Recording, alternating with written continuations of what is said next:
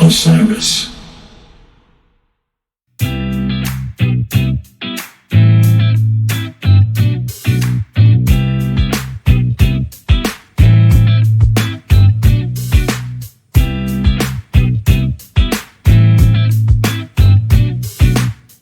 Hello, everyone. Welcome to another episode of Goose Chicks Podcast, an all-women-led show focused on the band Goose, the community that supports them, and the GM band scene in general. I'm Leslie Mack, producer. Our co-host Alexius Lipo is not here today. She is already in Athens, getting ready to shoot tonight's show down there. Very excited for her. But of course, we have our amazing contributors, Hannah and Chelsea, with us. And today, we're going to take it light.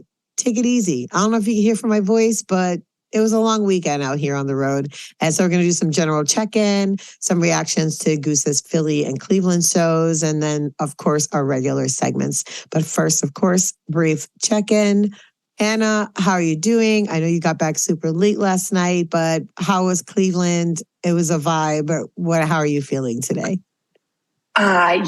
So I am from Ohio, always loved Ohio, and it was just awesome being with my three best friends from college. They got to hang out with you, Leslie, and Drew. That was awesome. It was just a great overall. I had a wonderful weekend. So thank you to Goose for sort of making that happen. Exactly. Hannah throws the best after parties. I just want that to be said. I posted, I think, on my stories about it. It was like the best vibe, the best, just all of it. It was so fun. We were dancing, we were talking, we were connecting. It's exactly what you want from an after party, and it was really amazing. So thank you for inviting us. And shout out to my friend Martin, because he curates the best after party playlist ever, and it's just a vibe. And then he brings his own lightings to our Airbnbs when he's with us. So it's just, gotta thank him. He's been doing that for me. I'm gonna post a couple pictures I took of just the lighting, because I mean, when I walked in, we were like, holy crap, this is awesome. And it just got us in such like the right mood. And then the playlist, I mean, you could see, I couldn't stop myself. I was just dancing the whole time because it was just like perfect music. Chelsea, we miss you so much on this run. How are you doing? We did. Oh, I know. I saw your photos. I'm like, they're having so much fun.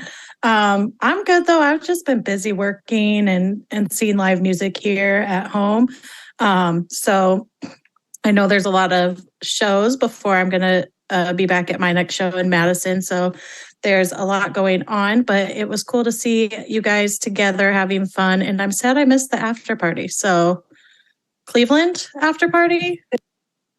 Chicago after party? Chicago for sure. Then we have Asbury Park. We'll definitely be doing after party there. Yeah. And then Columbus is going to be the one. I'm very excited about that. That's going to be so much fun. We'll talk offline about my plans for Columbus, but I have big plans because that's my hometown show. And it's bonkers because there are some people who are like heavy in the Goose scene and like are friends with the guys in the band who know a lot of the same local musicians from Columbus that I was friends with, like circa 2010. And so we have big plans for Columbus. So stay tuned. Yay. I'm excited for Columbus. Yeah. So I don't want to spend too much time talking about like all of the things, because we're going to have one of our running segments. How do we get down? Talk about some specific thing that happened at the Columbus show. But since I was the only one that went to the Philly shows, I will say they were amazing shows, just really, really beautiful. But I have to give a special shout out to the night one Echo of a Rose. Yes. I can't really explain it. And I'll give a quick anecdote. So we were on the rail for the first set. Well, I was on the rail for the first set, but we had some box seats up in the G box section, very close to the stage. So after they played Thatch, I was like, bye. And I rolled out and went up to my seat. So I got to see the Echo from up there. Drew was still on the rail. And the guy sitting next to me was his first Goose show. We had gotten to a conversation during break. I'm always trying to, oh, what's your first Goose show? Like, how'd you get into them? So he's from Philly. So it was his first opportunity to go see them since he's been into them.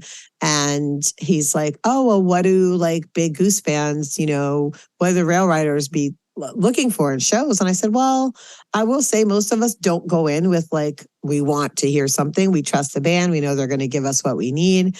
But if I had to name a few things, we love freshies. So anything new, we eat that up. We just love it. And I said, and recently they've been going evil and it's definitely hitting us in a specific spot. So that's another thing we've been kind of into. So show goes on, it's going, whatever. They get to, the set goes on, they get to Echo and they get to the evil part. And I look over at him and he just goes, like immediately recognized that like, this is what I was talking about. And then there was a point where Peter was playing his guitar, which was sitting on his stand with his left hand and keys with his right. And I looked over and I said, look at Peter. And the dude was like, oh my gosh, I can't believe that. I'm like, yeah, it just was special. So I want to just shout out that Echo. It was everything. The first set was beautiful as well. They ended with Thatch, which as y'all know is my jam.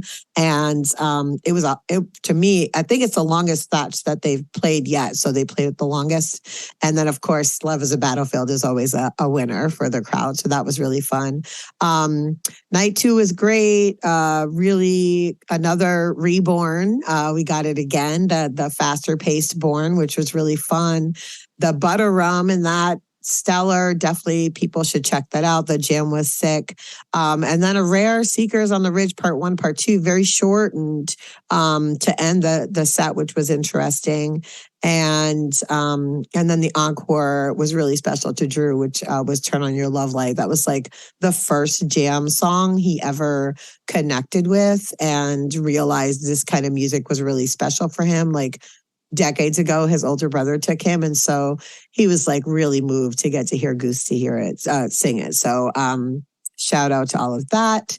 And yeah, very, very good show. Now, I'm going to move on to the Agora and I'm going to turn the mic over to Hannah to talk about the Jivefecta that we got to experience. Yeah, totally. So I'll start with my own anecdote. The Agora folks who were working security, they had to be really strict, unfortunately, about how many people could go to the various sections of the GA area just because of the setup and like the logistics. People were a little frustrated by that, just as a PSA reminder, those folks are just doing their jobs. If I know rail riders get frustrated if they have to go to the bathroom or get a drink and then wait in line, but it is what it is. They're just doing their job. So with that being said, me and my friends were relatively close and could see the stage and everything, but we left to meet our friends who came separately. And so we knew we wouldn't be able to get back down. And we were by the bar. We couldn't even see the show whenever the trifecta happened. And so with that comes a lot of people around us who have never been to Goose shows before. They don't really know who Goose is. And they're like, having stations, whatever. But there was these guys, they were young too. I don't even know if they were in their 20s. I think they were teenagers still, who were behind us and they were dancing and bopping around and just living their best lives. And I always get confused with which jive is which. And so Tyler looks at me and he's like, this was when they played the second, they haven't gone to the third yet. And I go, this is jive. He's like, this is jive. And I go, 2.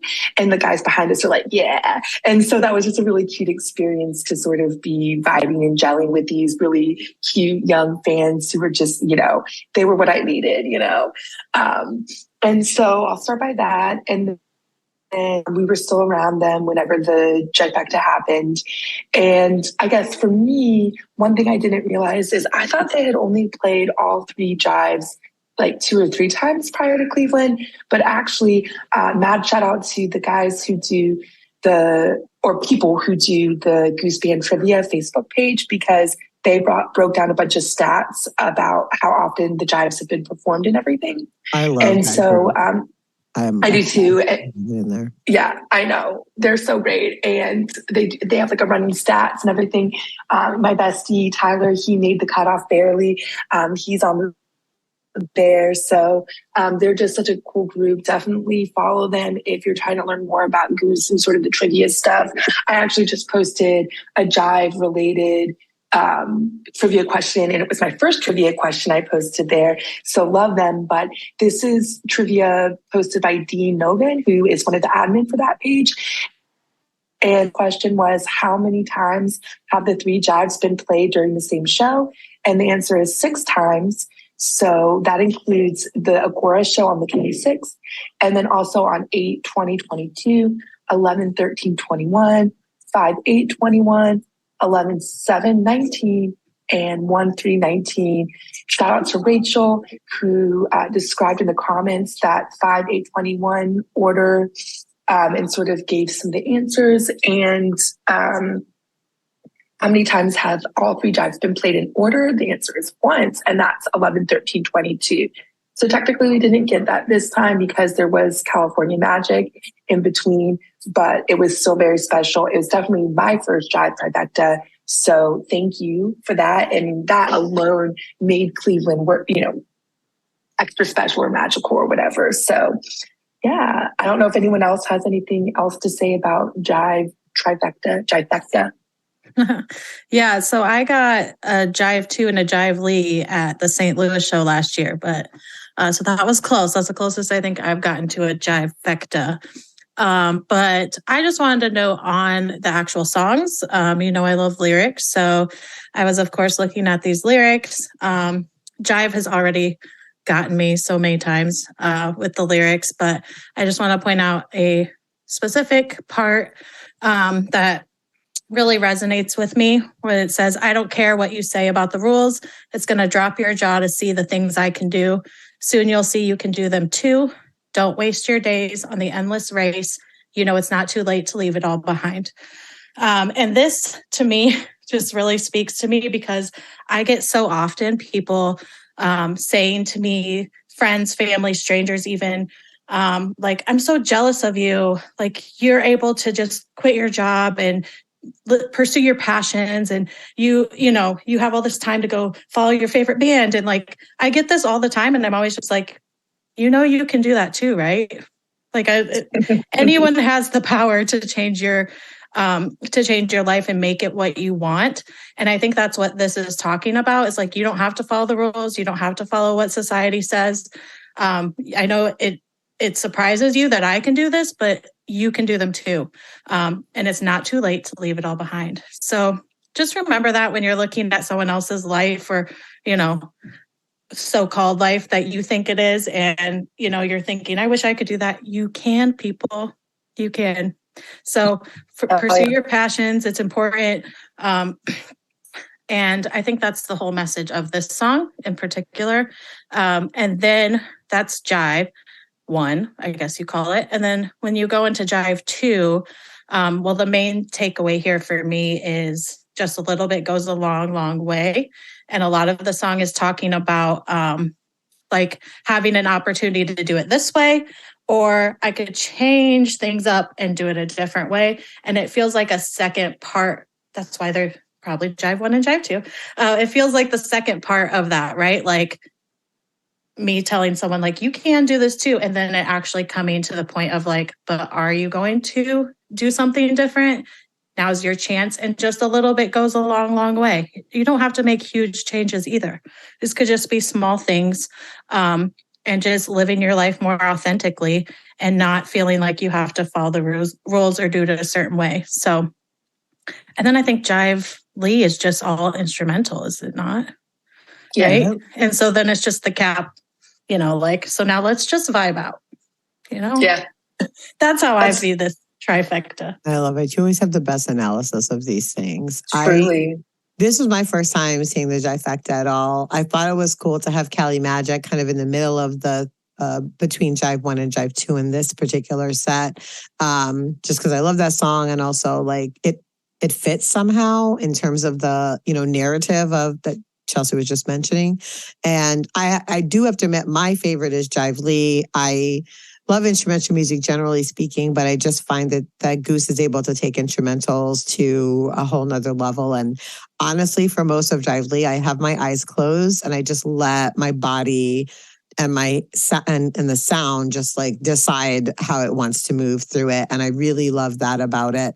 I will admit to being kind of shocked when they went into Jive Lee. I was like, oh my God, they're doing Jive Lee as well. Like I couldn't quite comprehend at first. And then I was just so excited about it. But yeah, it was really great. And then just to know that it's only been played in completely, order 1, 2, the one time is really interesting. And this is the closest other than that, I think, that they've done. So that's really exciting because a lot of times they'll split into different sets too. They'll do like Jive 1 and Jive 2 in the first set. Or actually, sometimes they'll do Jive 2 and Jive Lee in the first set and Jive 1 in the second set. So I've heard that played maybe once, or listened to it in soundboards. But yeah, this was really special, and I think that was a good note you made, Hannah. That like this is such a like fan thing to notice, and somebody who's like, oh, because you could assume, especially as they go from Jive 2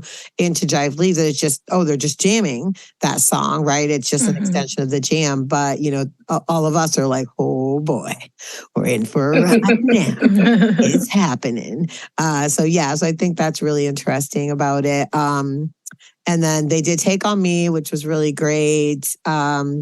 A lot of people in the audience had the honeybee ears. And so Peter gave a little nod to them, like, oh, for all the honeybees, let's get it going. And they played Honeybee, which was so pretty. And they got Coach a new rain stick and presented to him on stage when they called him out to play Honeybee. So it was just really sweet. And everybody was super just happy. And yeah, it was a cute moment as well. So for the honeybee thing, I don't know if y'all know this, but that's a crew that is from Ohio, and they go to a lot of goose shows together. But pretty much any show Ohio goose you see, that group's usually there with their honeybees. So it, to me, felt like it could have been intentional, where like the guys know that that crew would likely be in the audience. Shout out to them. I don't know any of them personally, and I don't even know their crew name, but my friend from Ohio was like, oh yeah, like I see them at other shows too in Ohio, not just Goose. So that's like a thing. And I thought that was really cool that the guys likely knew that. And so they were like, oh, we'll add that to the list. Yeah, they definitely were at New Year's. Goosemas? Yeah. Or New Year's? New Year's, I saw two, because they gave me one and I had one on for like a minute. Yeah, I couldn't keep it on. New Year's because they were handing them out. They were handing them out last night because Alexi's had one on. I saw because she was on the round. I saw her. I go to always find her because I could see her red hair and the antennas sticking up, which was cute. And then they did a Shamalama encore, which I think based on the show set list. Hold on, I have it on my phone. Let me just take a look at it. Here it is. Yeah, they were not going to play Shama. They were going to play Hot Tea. So that was interesting. I also meant to note that the Evil Echo literally obliterated a whole half of that set. They were supposed to play 4 additional songs after Evil Echo, but that just kept going, and they, per usual, lived in the moment and just was like, F that set list. We're just going to keep this train rolling. So shout out to them for always doing that. I love it. These were great shows. Go ahead. I was going to say, speaking of the Evil Echo, I know if you all follow us on social media, Leslie Mack has said, I'm a Thatch evangelist. And so I've been joking, okay, if you're the Thatch evangelist, then I'm an Evil Echo evangelist, because I have an Echo Rose t-shirt that a fan artist made, and I will often try to manifest an Echo by wearing Rose gear. And so, the Evil Echo is for me. So good.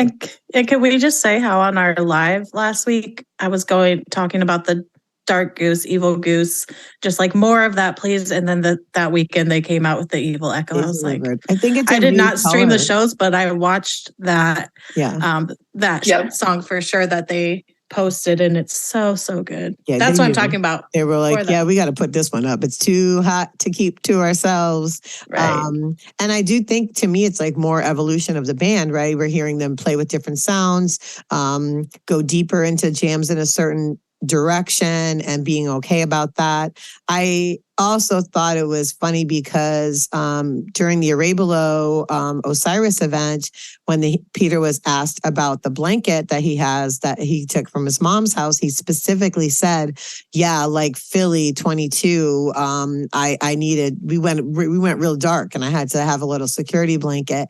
And so it was funny, they're now back in Philly and they go straight into this evil echo. So I feel like Philly brings out, I don't know, something in them. I posted online, like, note to self, never miss a Philly show, because clearly they bring the heat to Philly. I also want to say the Met was, when I say decked out for this, I'll post this on our socials as well, but at the end of the show, they had this group called Keto Projections, I think is the name of the group. I'll tag them.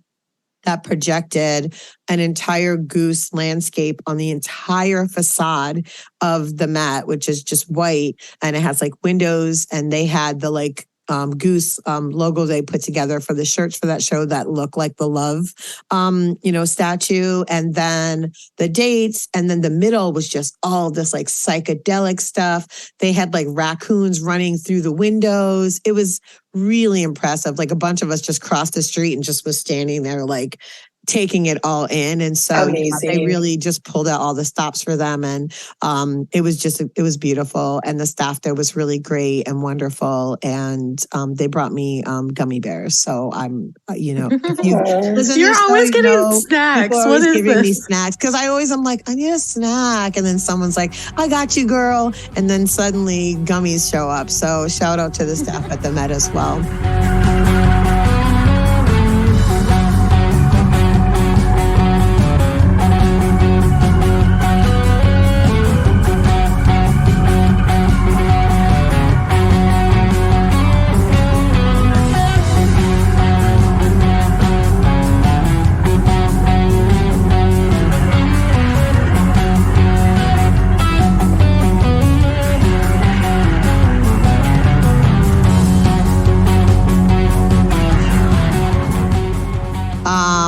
For our Goose Talk segment, we're going to talk a little bit about Great Blue. Hannah, I think this came from a conversation you had with someone, correct? Or was it Chelsea? Somebody had a conversation with somebody about just questioning, like, what is Great Blue? And is that a band Peter's in or whatever? But anyway, somebody mentioned it. And we were like, well, let's talk about it on the show. So we're going to talk about it on the show. But I will turn it over to Hannah to just give some general facts about Great Blue. Sure. Yeah, I think it wasn't a conversation I had per se, but I follow a lot of the different chat groups that exist. And I think people were having a thread about Great Blues. So I thought it'd be cool to talk about it. But basically, so this is one of Peter's side projects. And it's a group that he started when he was in high school, which I think is really cool that he sort of stays humble, maintains his roots, and continues to make music with them and go on tour with them.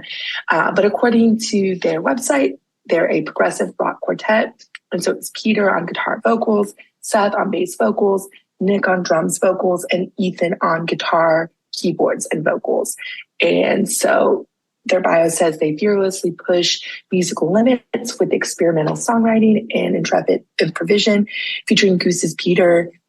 I don't know how to say his last name. Anspa. And Anspa. The quartet formed during the members' high school days. 11 years later, these longtime friends maintain the same youthful exuberance, creating an explosive and soaring sonic experience with each show. And so I also think it's cool that not only does he still do this with his friends, but the other guys of Goose have embraced it and they have learned some of the Great Blues songs. Goose does a lot of covers of Great Blues songs. And so there's actually, according to like the interwebs, the Goose has actually covered Great Blues songs 36 times. So I think that's pretty cool that the guys have learned their songs. And I think that's all I have to say about it. I think, Leslie, you're going to talk a little bit more about some conversations Rick and Peter have had about Great Blue, right? Yeah, we'll include this in notes, of course, but there's a great article from relics.com that came out sort of profiling them before Dripfield's release and before the Radio City Music Hall shows. And I just wanted to read this little piece about Great Blue and Peter. So by late 2017, Anspa was grinding it out on the road with Great Blue, enjoying the time with his high school friends, but not gaining too much traction with audiences.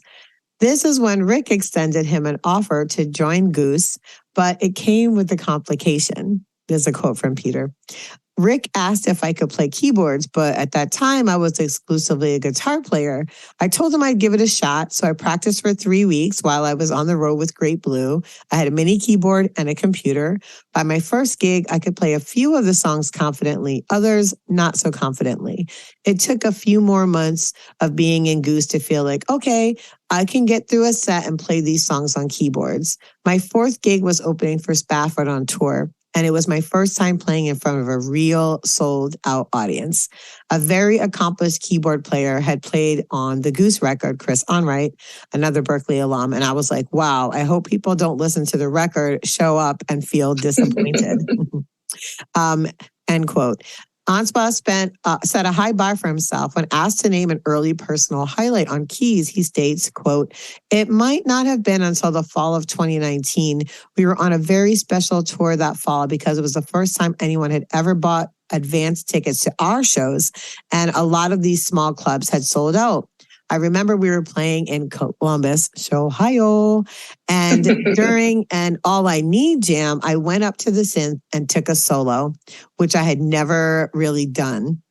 At that moment, I was like, wow, I just took a synth solo." He laughs and adds, "I still love that recording," end quote. Oh.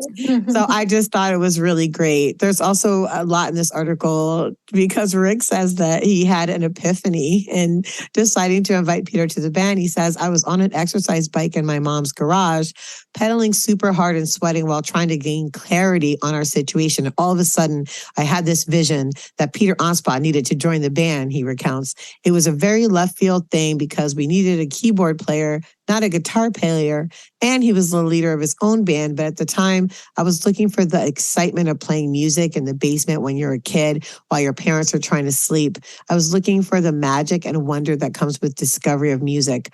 Then when we crossed paths with Great Blue, that's what I saw. I was like, shit, I want to go with you guys. This seems way more fun." So our sands were shifting pretty heavy. We were playing with some really great musicians, but it's a matter of chemistry and finding the right person who gets what you're trying to do. I remember there was a moment when we first harmonized together.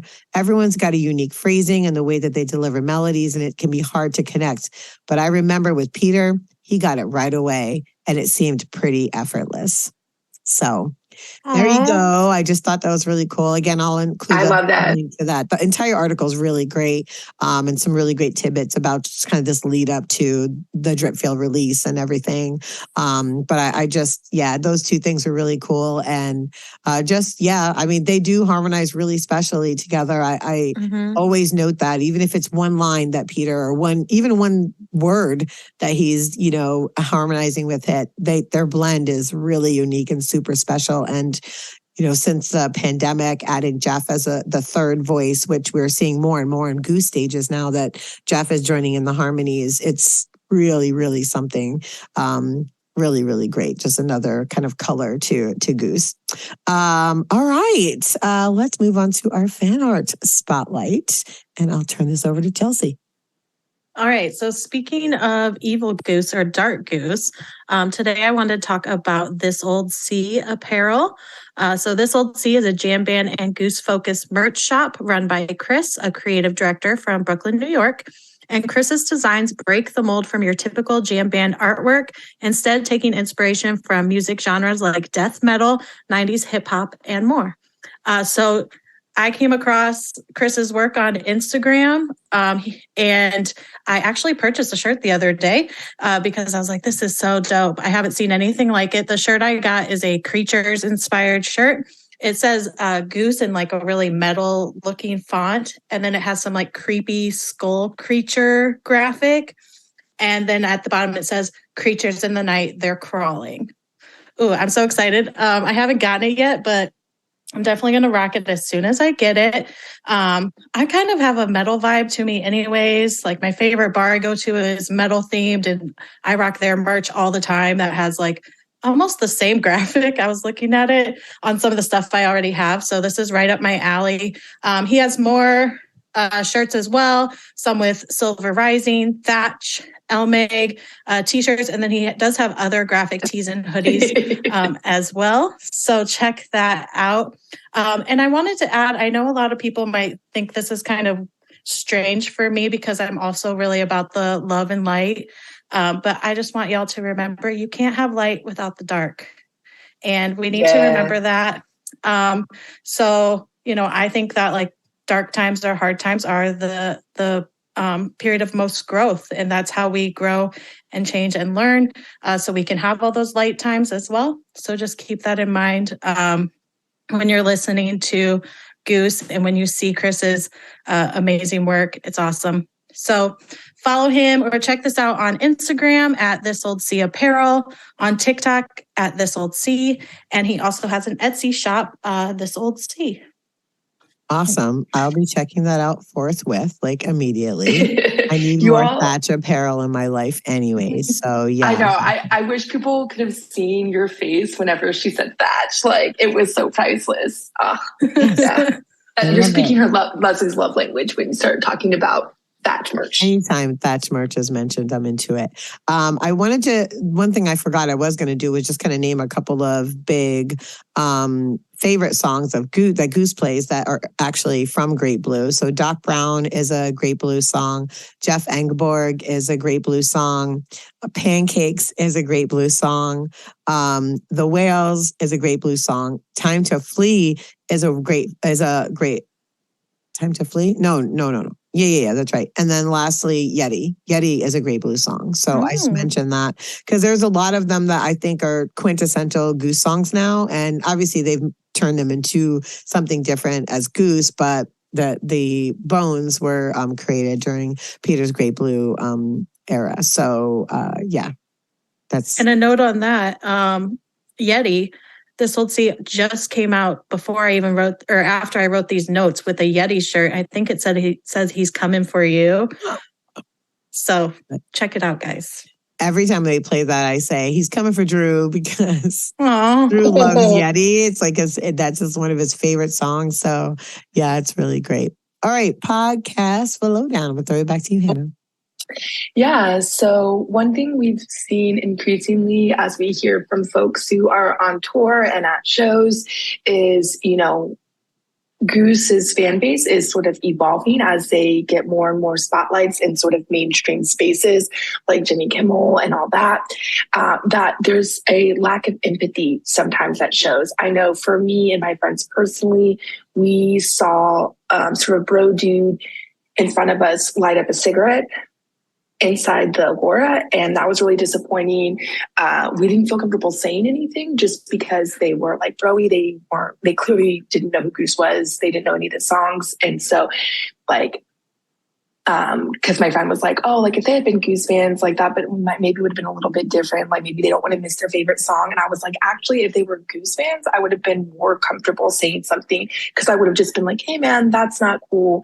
And I know other folks in the various threads and everything have had even worse experiences than that. So we're really trying to find different creative ways of incorporating the message of being empathetic and being kind and to each other when you're at shows and, gently explaining to people, like, for example, a lot of rail riders have been saying that people are just like not waiting in line and then they're pushing their way up to the front and they're just being really sort of entitled about it and not nice to each other. And the thing about that is we actually have a really great rail riding scene where if you just go up and say, hey, I know I wasn't in line, but this is my favorite song, or like, hey, if they play Creatures or whatever your favorite song is, can I ride the rail just for that song? People will say yes, but it's just that level of respect where you're not trying to invade other people's space and push your way through. You're actually getting to know the people around you and talking to people and sort of, making sure as you try to enjoy your time, you're not interfering with other people's ability to enjoy their time, right? That's what it's all about. It's like making sure that as you enjoy your show, you're not interfering with other people.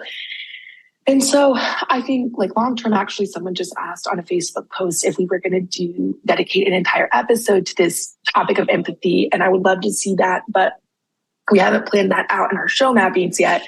So while we think about that, just trying to spread that message of empathy and love and taking care of each other as we continue our different episodes. And so I chose a podcast today that's led by a woman, and the focus is on empathy and allyship and when you're a leader. Because I think part of it too is like, you can want to be empathetic and you can want to spread that message, but sometimes you don't know how to articulate that in the moment. And so as diehard Goose fans, we're sort of leaders of the scene, and the people who are sort of frustrated in Facebook spaces and group chats, like they're frustrated, but they don't always necessarily know how to like do something about it in a productive way. And so that's why I like this podcast, because it's called Leading with Empathy and Allyship. And it's about when you're sort of in a leadership role, how you can do so in an empathetic way. And so the podcaster is Melinda Brianna Epler, and the podcast bio says, join us each week for deep, real conversations about how we can all be more inclusive leaders in our workplaces and communities. In intimate conversations with advocates, activists, and allies, TED speaker and author Melinda Brianna Epler provides a safe space to learn, build empathy for each other, and understand tangible actions we can all take. And then you can also, it's an interactive podcast similar to ours where you can join in live. So I thought that was sort of a cool aspect of the podcast. And of course, we will share a link to her podcast and our stuff if you're interested in checking that out. But yeah, I think it's really cool to think about, okay, well, it's all fine and good to say that you're empathetic and you want to be kind to each other out there. But then how can you actually do that without coming across as like bossy, or like, especially as women, sometimes when we try to intervene in real time, we get perceived as being bitchy or whatever. And so how can we do that? How can we take action and still have a positive impact in the community? I love all of that. And it's funny, it made me think about the fact that I really just weaponize the patriarchy in most moments like that. And I'll just be like, Drew, you need to say something to these people immediately. Like right now, they need to be spoken to. And he's not rude or anything, but he's a big dude and speaks with lots of authority that the patriarchy has bestowed upon him. And so I'm just recognizing that and like thinking about like, what are the ways that I can, not do that or not make that my go-to and put some more tools in my own arsenal to do that. All right. I feel like that's good. Great show, y'all. I'm glad we got to go through all of our things, catch up with each other. We were going to have a little convo about doing the show, but I want Alexia's here for that convo because she's got a lot to share around that because Hannah and I both had direct experiences of people like strangers recognizing us at shows, and it's definitely changed a little bit of how we interact, and it's just new to us. So I want to talk about that, but I want to wait till Alexis is here. So let's go ahead and close out. We do want to hear from y'all. So we have a voice line set up for all Goose Chicks fans and for just anybody that loves the jam band scene and loves Goose. You can give us a call at 704-275-3128. So leave us a message and it might get played on the show. Side notes, Candace, who was on her video or her voicemail was played on the show, found Alexius and I at the Met show and was like, let's take a selfie. So it was like really great to meet her in real life, really cool. And shout out to her again. This week, we're going to ask folks to call in and tell us about a time where you didn't feel so comfortable at a show and what happened and how you kind of dealt with that. So again, that number is 704-275-3128. Goose Chicks podcast is produced by Leslie Mack with support from sound engineer Matt Dwyer, co-host Alexius Lipo, and contributors Chelsea Long, that's me, and Hannah Liebreich. Special thanks to our sponsor, Ben & Jerry's, for their support, especially Jay Curley, Jay Tandon, and their team. We are also a proud member of the Osiris Media family. You can check us out on socials at Goose Chicks Pod and on our website, goosechickspod.com, where our merch drop has just happened. Drew wore his hoodie. People were going wild for it. And I'm pretty sure like at the rail, somebody bought one because they asked about it. So, again, goosechickspod.com. All right. And don't forget, please subscribe and leave us a review in your favorite podcast app. Also, tell a friend about the show. It really helps us out. Don't forget to call our number and leave us a message at 704-275-3128. Until next time, be kind to each other out there. Seriously, be kind to each other. All right, y'all. I'll see you next time. Bye. Bye, everybody. Bye. Osiris.